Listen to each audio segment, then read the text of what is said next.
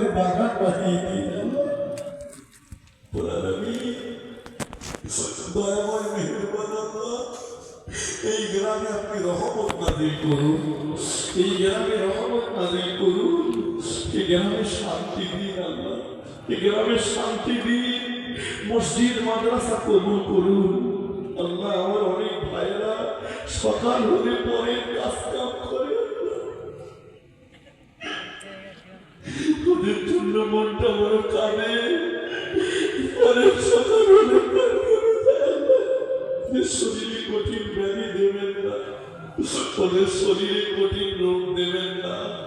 ওরা যদি অসুস্থ হয়ে যায়, ওদের বাচ্চাগুলো অনাহারে থাকবে।